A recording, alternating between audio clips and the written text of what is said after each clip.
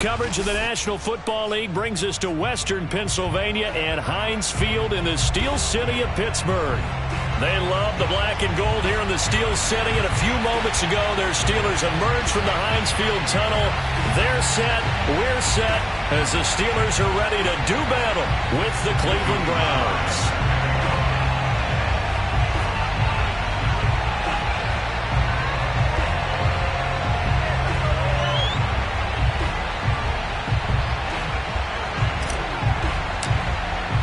The final playoff push is upon us. It's Week 12 of the NFL season, and we're underway on EA Sports. And we will not get a run back here to start. It's a touchback, and it will come out to the 25.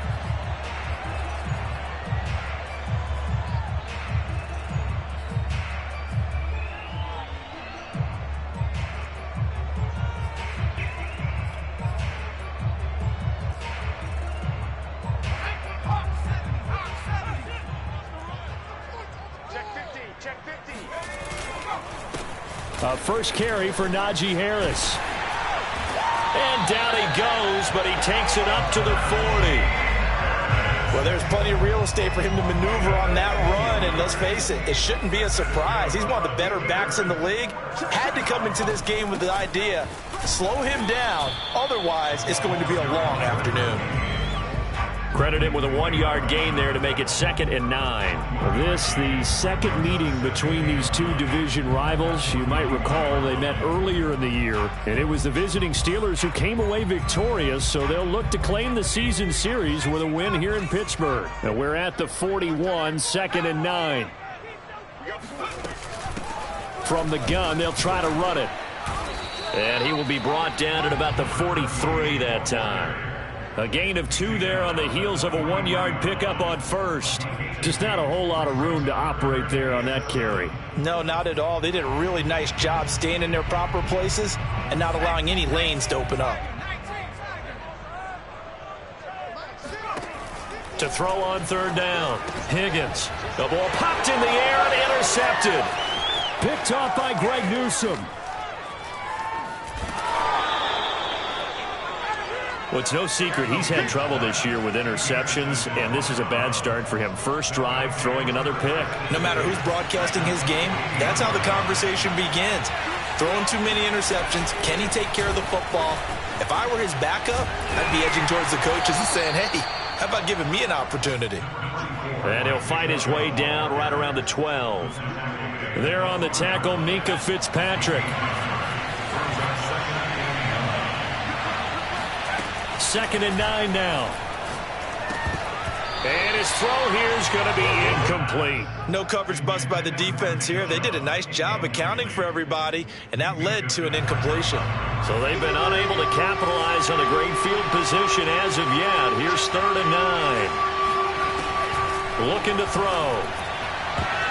To the goal line, but it's incomplete. That was well played, but that was also an example of a corner who understands his coverage, realized he had support behind him, and could be a little more aggressive in the shorter zone, and did exactly that, knocking that pass away. And his kick is good. And the Browns are out to a 3-0 lead. In the end, the opening drive, Charles, does yield points. Maybe not the touchdown that they wanted, though. Yeah, but bottom line, they wanted to get something out of that drive, and they did that. 3 points, they won't turn that down at all. And that one will bounce out of the back of the end zone, so we will start here at the 25. The Steeler offense here about ready for their next drive. They threw an interception the first time they had the football, only gave up 3 points off of that, so it shouldn't be a difficult hole to overcome. It really shouldn't, as long as they're not listening to the chatter coming from the other side, because when you throw a pick, look, I know defensive backs, they have a tendency to be a little bit loud after they take one away, but they also have a tendency to gamble a little bit more, thinking they'll get a second one. Maybe they can take advantage of that with some double moves. I know what you're thinking out there. I know a lot of you are thinking, take a shot downfield. It's a great spot for it. I'd say maybe later in the game, definitely in the second half. But right now, I think they were just trying to get some momentum built. Get a first down, pick it up, and keep moving.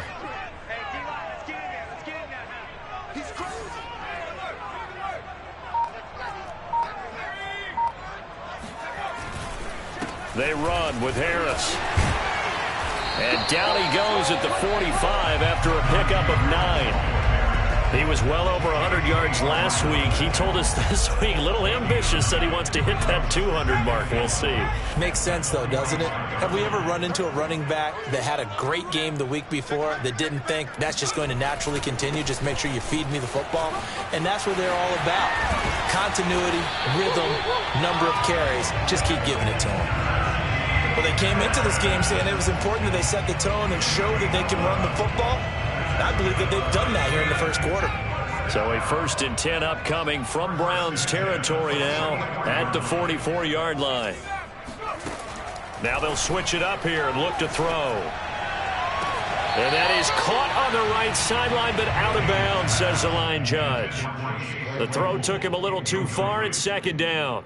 They've given up a few first downs on this drive, but getting the incompletion there, that should give them something to build on and maybe turn the tide.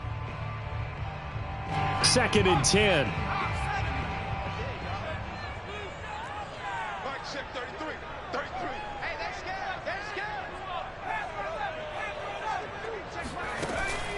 Back to throw.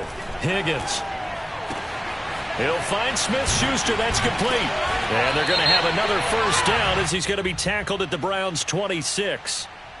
Charles, did I just hear that right? They declined the personal foul. 3 yards, they just declined them. And I have to think that the official is thinking to himself, did I just hear that correctly, that you declined that one? All I can think of is that someone on the field got confused. Must have. It had to, because you're going to take the yards on that penalty each and every time. And not much of a hole there as he gets it down to about the 24-yard line. J.C. Horn up to make the tackle.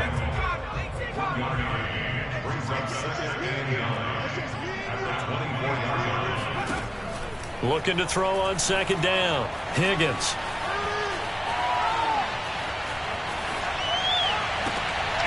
Thrown across his body, and it's intercepted. Picked off down at the 10. And he'll return it to the 24-yard line. What a start defensively.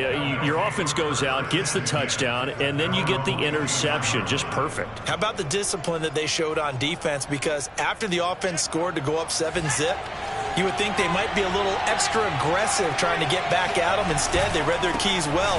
When they took the shot downfield, they were more than prepared for that one. And he'll be out right at the 35. All right, I got to ask you, with these RPOs, essentially the quarterback has 3 options, right? So what's different from that versus the triple option that we see the service academies run at the college level? As a general rule, the triple option at the college level, most things are called outside of the quarterback faking it to the runner and then keeping it himself and maybe having a trail back. And what I mean is, in the NFL, that option to throw the football all comes about organically. It's a natural deal based on reads. In college, if you're going to throw the football off a triple option, you've actually called that play.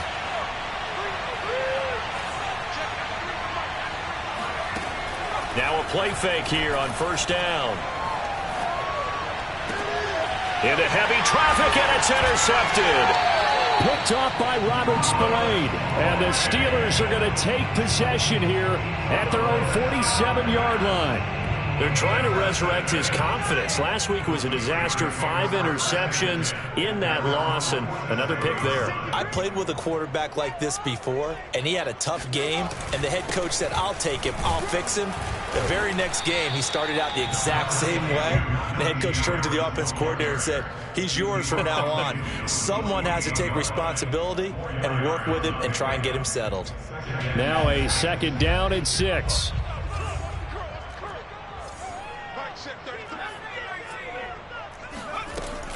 Looking to throw. Higgins to the right side to Eric Ebron. A gain of 4 last play. They double that here and get 8. That was a route run not just with dexterity, but with intelligence. Found the hole in the zone, made sure the quarterback saw him, and was able to make the sure catch and flip the down marker back to 1.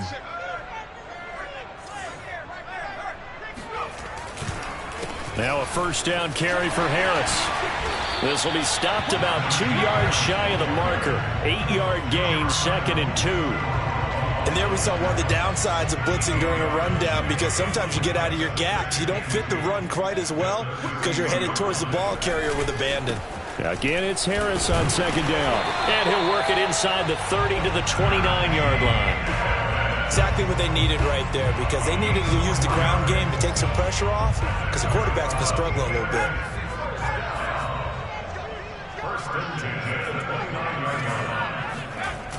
They go play action here on first down.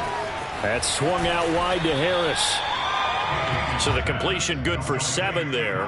And that'll bring up second down. Looked like a pretty good, safe play right there. No, he's had trouble with the interceptions in this game there. Hits his guy out in the flat. Yeah, so many times we hear quarterbacks and offensive coordinators talk about under a heavy rush, and down he goes. Now the Steelers use the first of their 3 timeouts. They'll have 2 remaining as we step aside here in this second quarter.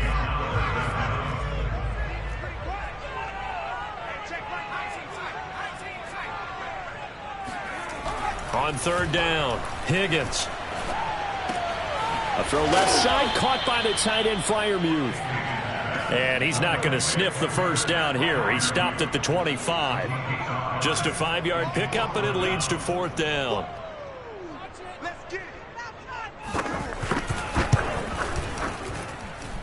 Boswell's kick is good. And that will tie us at 3-3. So the turnover leads to points as they add 3 there. Yeah, what a sequence there, and a nice win for them. They forced the interception, put together a little drive, and then come away with 3 points. Nothing to it, partner. Just do it. Field goals all we've had so far. 3-3 now as the kick is away. And this is going to be returned from middle of the end zone. And the decision to bring it out, not a good one, as he's tackled at the 15.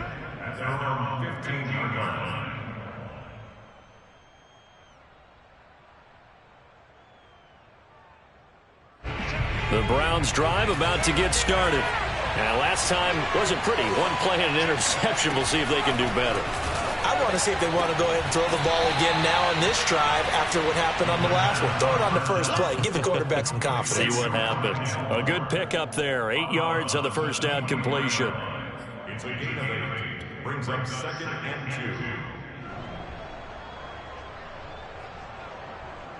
2. Only needing 2 yards on second down. Now Chubb running right. And this one goes nowhere. Losing yardage back at the 22. He'll lose a yard on the play, so now they need 3 yards on third down. Second quarter, 2 minutes to go. Tie ball game.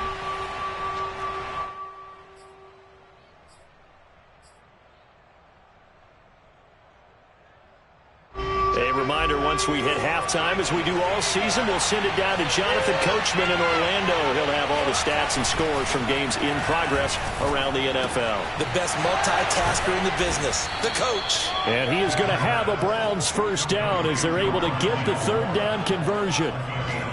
And Brandon, from our time in college football, where receivers weren't running the traditional NFL route tree, one thing they did learn: find open areas, find soft spots, and set up and catch the ball. And I think we just saw that there. Yeah, we saw that indeed, picking up the first. And that one going to be off target and incomplete. So, Charles, you talk about this head coach and his future with this franchise. Look, it's been a frustrating year, and I think we saw some of that frustration boil over at his weekly press conference earlier in the week. Yeah, he's trying to say all the right things, isn't he? But he's heard the rumors. He knows what's going on out there. And right now, he is tired of having to answer the question, are you on the hot seat, in every meeting with reporters. This week, he kind of said, I've had enough, and I don't blame him. He looks like a guy that may very well be out the door. They'll stick with the passing game as he looks to throw. And that is caught on the right sideline, but out of bounds, says the line judge. The throw took him a little too far at second down. Well, these two teams met in Pittsburgh earlier in the year, with the Steelers prevailing in that one. So if they can win here in Pittsburgh, they'd be able to claim the season sweep. They'll go left side on the ground with Chubb. Oh, able to avoid him. And they'll get him down as he's inside the 40. Seemed like a couple sets of eyes were on the quarterback, so he decided, hey, I'm going to hand this off. Got a good gain out of it. And you know you need good blocking up front in order to gain yardage, but every one of these RPOs, if you do it right and they look the same, whether it's handed off inside or the quarterback keeps it, that allows you to fool the defense so often. And in this case, fooled them with the inside run. And he will find the open man. It's DJ Moore. And he is out of bounds inside the 30. And that's good for a pickup of 10 yards. And it'll be second and very short.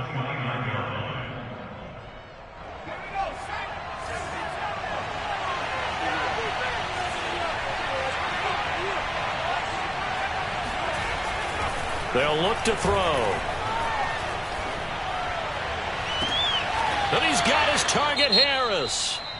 Now the Browns will use the first of their 3 timeouts as they'll stop the clock with 24 seconds to go in this first half.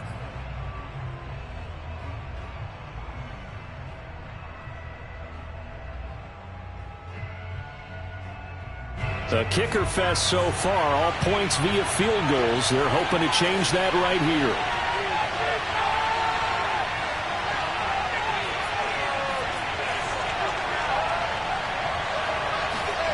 Back to throw here. And this is caught. Touchdown, Cleveland. Rondale Moore, his first touchdown on the year. And the Browns have taken the lead.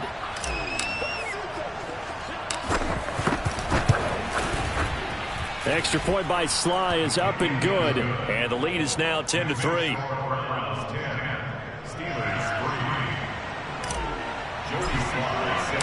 Joey Sly now to kick off after the touchdown.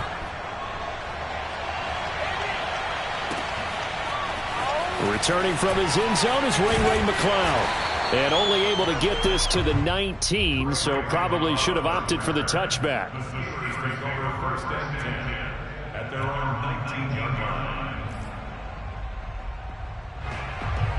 The Pittsburgh offense at the line to start their next drive. And they'll take over with just 18 ticks remaining. And he'll just push his way forward for a few as the clock will run. Deron Payne, the big D tackle there to make the stop. The Steelers signal for the second of their timeouts as they stop it with 11 seconds remaining in this first half.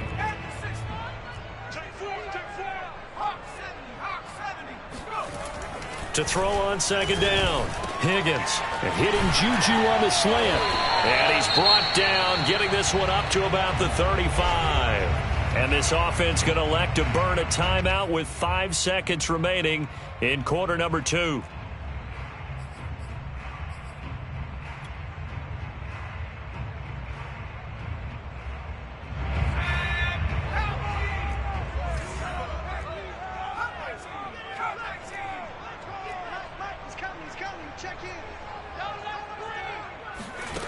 A final shot before break.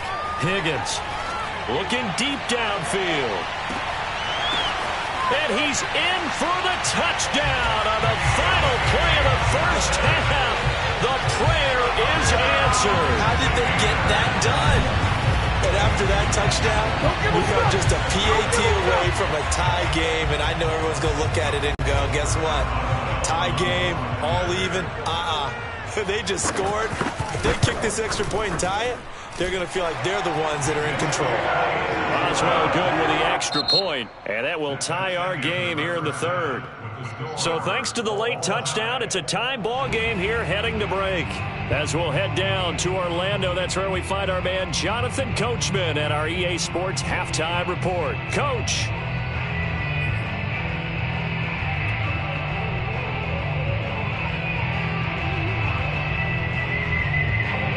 Okay, Coach, adjustments likely going to play a big role in this third quarter in what's been a tight contest so far.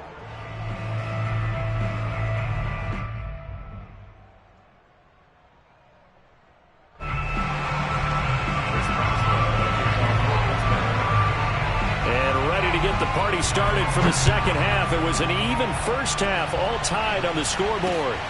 Fielded just outside the goal line. And he won't quite make it to the 25.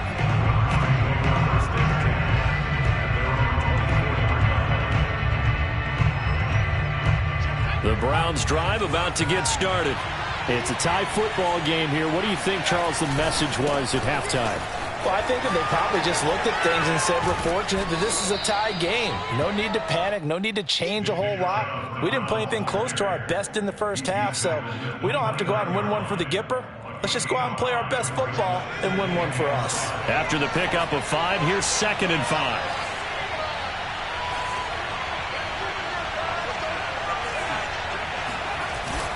Off the play fake, he'll look to throw. And he's got the hook up to Moore. And he's got some space here. And he'll be taken down, but not before they work it across midfield. Defensively, they just lost him. He was waving his arms saying, I'm wide open. They found it. Yeah, and it's so interesting about when a receiver starts to wave his arms because some guys right up the line of scrimmage, they declare themselves open. You know, those guys throw the one arm up, hit me right now.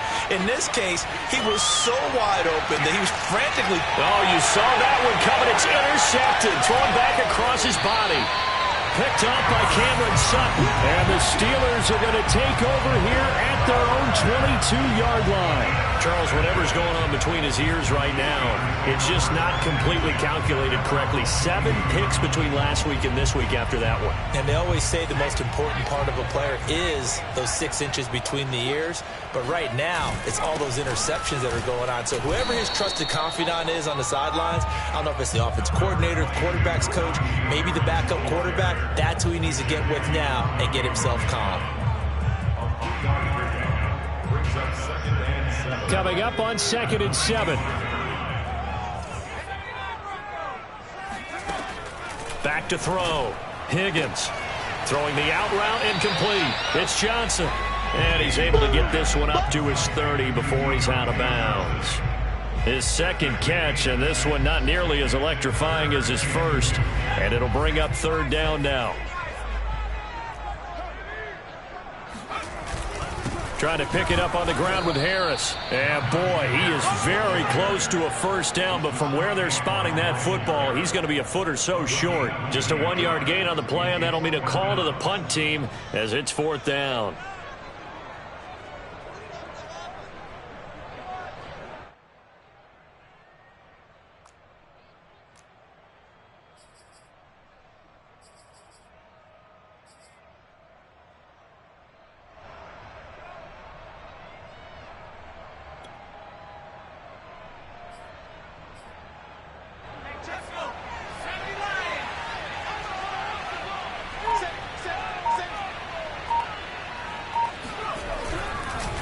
They're going for it. This is Harris. Oh, and I think he went backward. He did. So certainly an interesting call there to go for it. And the Browns are going to get this thing back. Excellent field position. Here's Nick Chubb as they try to fire up this run game. Chubb will have the first down and much more.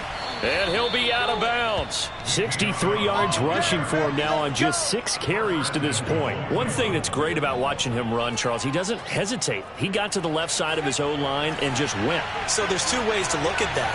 One, just absolutely unconcerned, just takes off and goes.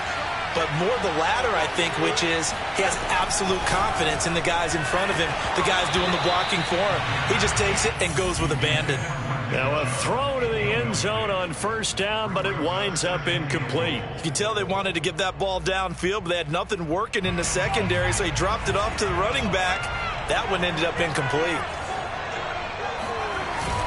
They'll drop to throw.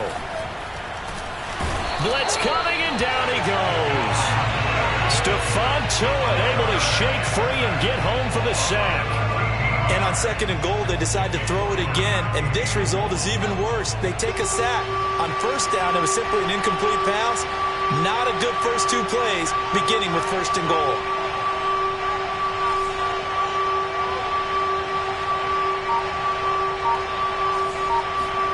Now on 3rd and long, they'll look to throw. And this is going to be intercepted. Picked off by Ahkello Witherspoon. And the Steelers are going to take over here on the INT at their own 5-yard 5-yard line.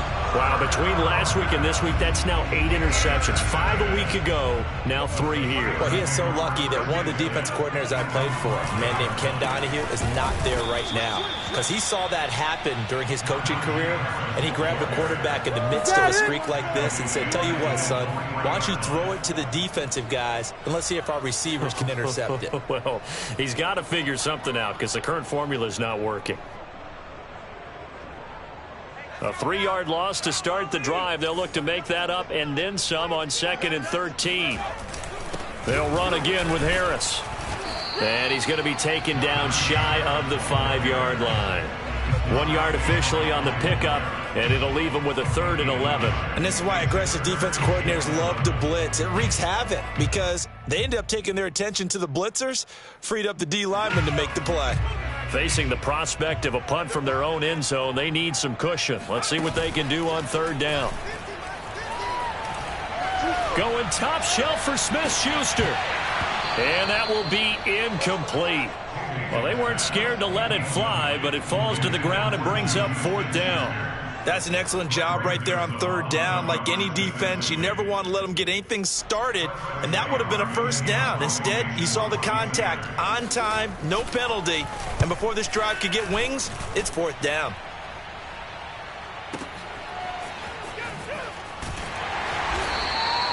We'll call that a punt of 54 yards. Well struck. And the offense will take over with a new set of downs. The Browns drive about to get started. And with 3 interceptions thrown already, we'll see. Do they rely more on the ground game here?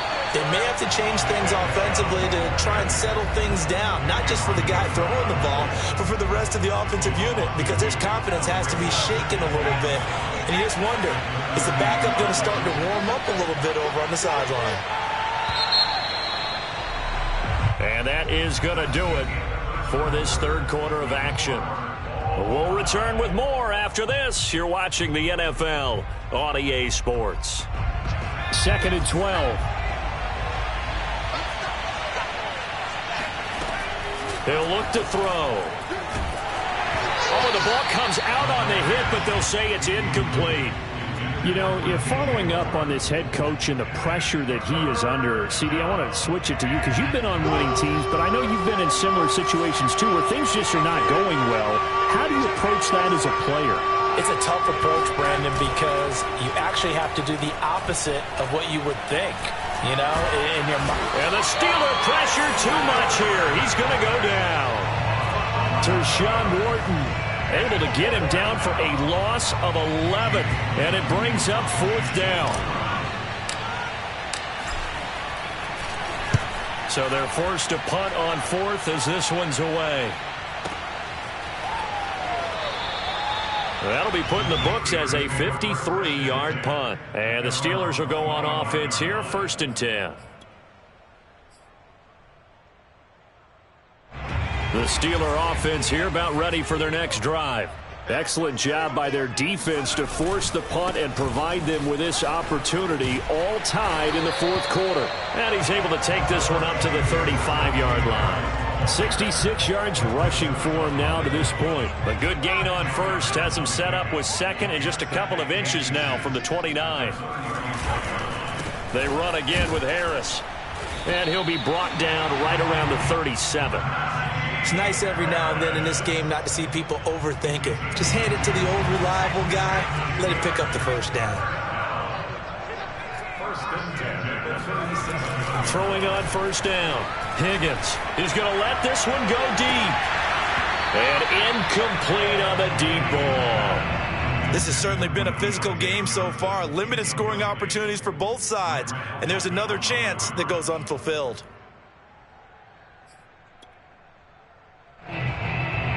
After the incomplete pass, here now is 2nd and 10.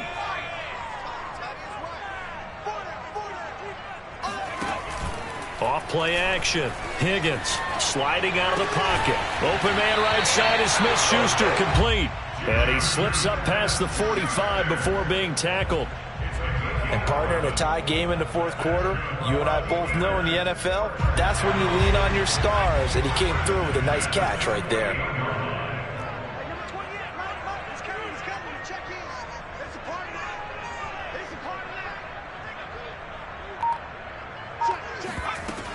They'll run on first down. Harris. And he's going to take this across the 50 into Browns territory.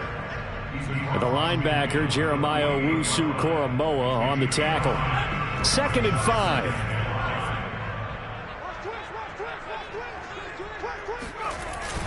They stay on the ground. Again, it's Harris. And he is going to be stopped cold behind the line of scrimmage. A loss on that play, and now 3rd down gets tougher. 3rd and 6. They hand this off to Harris, and they'll get him down about 3 yards short of the first.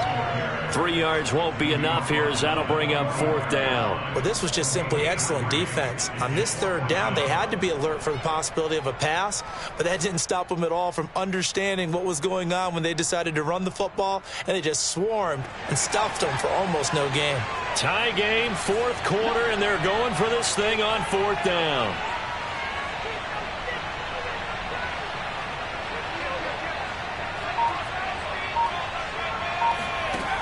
Looking to throw. Higgins. And this is going to be intercepted. Picked off by Greg Newsome. The 20. And he takes this one back into the end zone. And the Browns defense has a touchdown. In a tie game, 4th quarter, that's about as big of a defensive play as you can possibly make. And it didn't happen by accident. That was scouting right there. They've seen things that have happened before. They knew in certain situations the type of plays they like to run, read it, and were able to go after the football, get it, and take it into the end zone for a touchdown for themselves.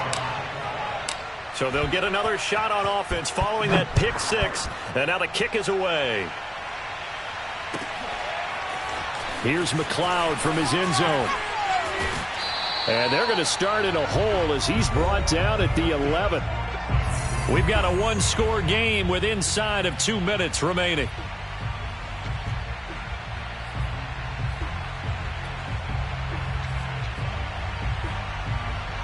So the Steelers with the football as we get you reset. The Pittsburgh offense at the line to start their next drive.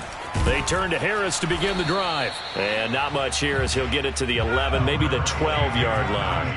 And following the pick 6, and they have decent field position in throwing that pick 6. We'll see how they attack this drive.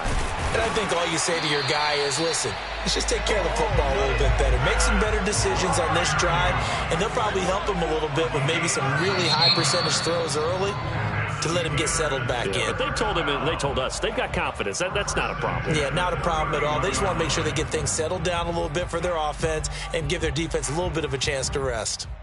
The false start backs him up 5, 1st and 15. They'll look to throw.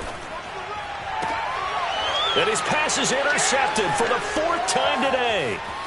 Picked off near the 44. And a super return as he gets us all the way down inside the 25-yard line. Agreed, that's twice now in this 4th quarter. As a quarterback, a lot of times you think it's all on you to make plays when you're losing. And here, the play's not there, but he throws it anyway.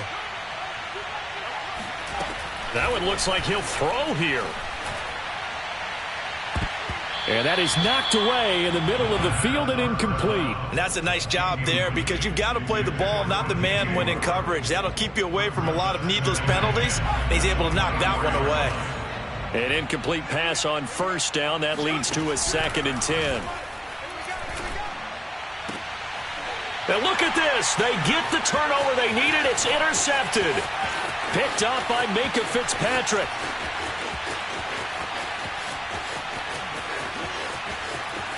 And he brings this one back. It's a pick 6 for a Steeler touchdown. Well, dare I say it, it's kind of quid pro quo. Both defenses now with an interception return for a touchdown. Your vocabulary, sir. Well done. Don't forget the extra point. It's up and good. And, partner, we've got a tie game here in the 4th. 17-17 the score. All even to this point as the kick's away. And with time a factor here late, he'll just take a knee and they'll put it out.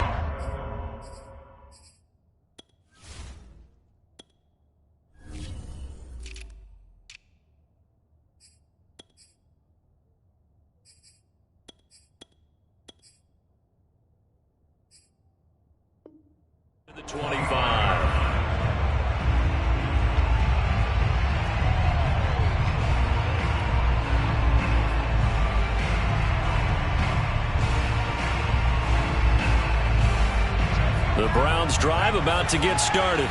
They've got work to do, but they do still have a bit of time here. And they've got to feel comfortable with that, but they have all their play sequences called. If they get out of bounds, that allows them to huddle and call another play. But if they don't, it's hurry up to the line of scrimmage and either spike it and stop the clock or continue to move it downfield in order to try and get in range and win this game. See if they can do just that. And he gets us to the other side of midfield across the 45 before going out. 92 yards rushing for him now as he has been tremendous all day long.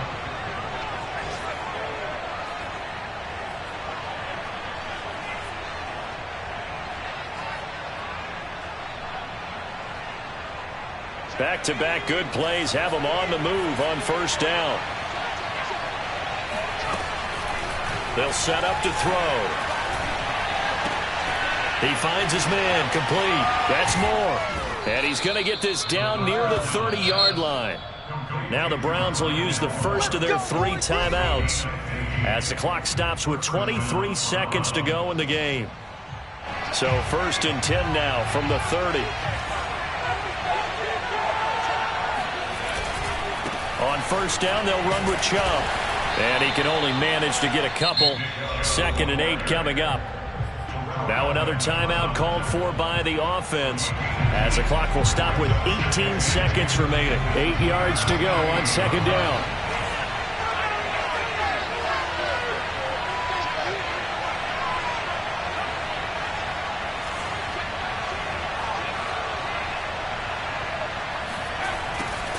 They run it again with Chubb. Down he goes at the 23, a pickup of 4. And a timeout coming in. This will be their final one with 10 seconds remaining.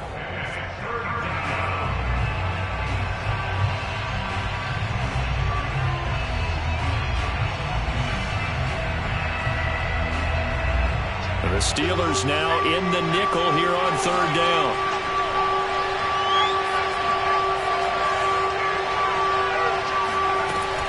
He'll look to throw.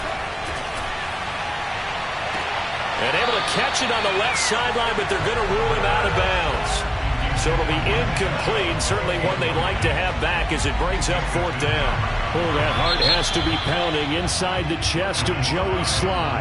And the clock will now stop as a timeout is called with 5 seconds left. Oh, that heart has to be pounding inside the chest of Joey Sly. He made his only attempt earlier. This for the win. And he missed it. It's no good. And a costly one there as this game remains tied here in the 4th. Everything looked good. Good snap, good hold. Sometimes, though, the ball just doesn't want to go where you want it. And this one winds up no good. The Steeler offense here about ready for their next drive. Tie game, and barring something incredible here, we're likely headed to overtime. What I would do is either hand it off inside or more likely I take a knee and left. And this is going to be intercepted. Picked off by J.C. Horn. And he will be taken down, and that means we are headed to overtime. And here in overtime, if the team that receives the ball scores a touchdown, it's over. If they don't, we can still have some more football. That's exactly right. If they go down and kick a field goal, the other team gets a possession to either match it or score a touchdown to win the ball game. If both teams kick field goals, the next team to score wins. But if the receiving team throws a pick six or fumbles the ball and it gets picked up by the defense and they score, the game is over at that point. So a tie ball game here as the kick's away. And here comes a return from the middle of the end zone. And the decision to bring it out, not a good one, as he's tackled at the 15.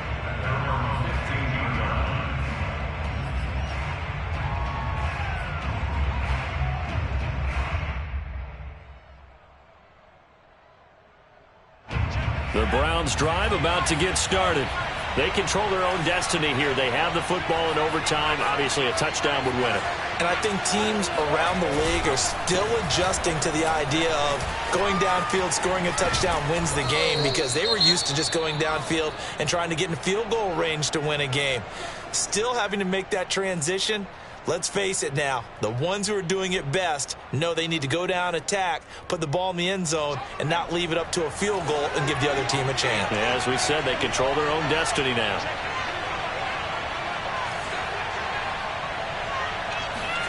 Now a first throw here in overtime. Oh, and it's intercepted. The safety, Terrell Edmonds, picks it. And they'll start out with great field position at the 47-yard line in enemy territory. A costly mistake here in OT. And you know what they say, when you throw an interception like that in overtime, you don't usually get a chance to throw a second one. I mean, I'm not sure the analytics on it. Let's ask Marvin, our statistician, to ring that down for us. That's typically how coaches and teams feel about it. If you throw one, you likely cost yourself the game. And he's going to get a solid gain of 9 before being brought down. Second and right at a yard. And that looked like some pretty easy yardage there right up the gut. And he's a guy that has some height to him. So when you don't have to drop a shoulder or create or get through contact or trash, it makes it a lot easier to stay upright, see the field, and make a run as we just saw there. Only a yard of the pickup there, and it'll bring up a third down. Vision is so important for the man in the middle because his ability to look through all the clutter that's happening in front of him, diagnose a play, and then go make it and finish it, that's when the great ones know that they have the goods. Now here's another carry for Harris. And Harris is not going to get there. Great work defensively to stop him short. They'll be marked inches short. No gain on the play. And that's going to lead them to fourth down.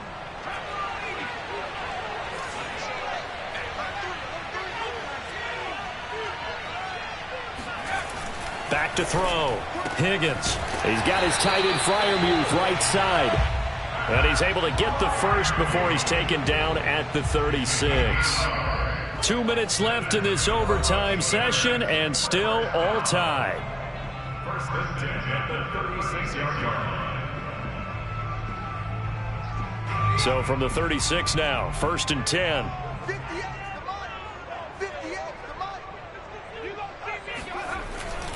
On the give, this is Harris. And nothing much materializing there on the first down run. He'll get a couple, and that's it. Well, any lane that might have been open there was closed pretty quickly, and that was because the defensive front, they won that battle at the point of attack at the line of scrimmage. They used great leverage, held their spot, and stacked him up. Now a deep ball there on second down, but it'll wind up incomplete. Another nice job there defensively. They've really stymied their passing attempts, and it continues in overtime. And for them to do that, that means they've had to be cohesive on defense. Pressure in the quarterback's face, good coverage of not just the wide receivers, but the tight end, the running backs when they try and slip out, and making sure they're at the point of attack. When the ball's in the air, they get there and help force some of those incompletions. And he won't be close to a first down as he runs into a wall right around the line of scrimmage. So the field goal unit is on the field as this is a big spot right here. This will be kicked from the 42. It's a 52-yard attempt. And he got it. The kick is good. In overtime, he's able to split the uprights. And with that, they take the lead here 20-17. And Charles, I think when the schedule comes out, all teams, no matter where they're predicted to finish, talk about protecting your home turf. They were able to do that here in this one. Similar to a tennis match, right? Not letting them break your serve. That way you hold on to it. They got it done, and they feel very good about that victory. So for the Steelers, the win gets them back to 500 at 6-6 on the year. And they will hit the road next week for a date with the Jacksonville Jaguars. Meanwhile, for Cleveland, they've fallen out of things now as they sink to 3-8. And they'll look to regroup next week as they head to L.A. to take on the Rams.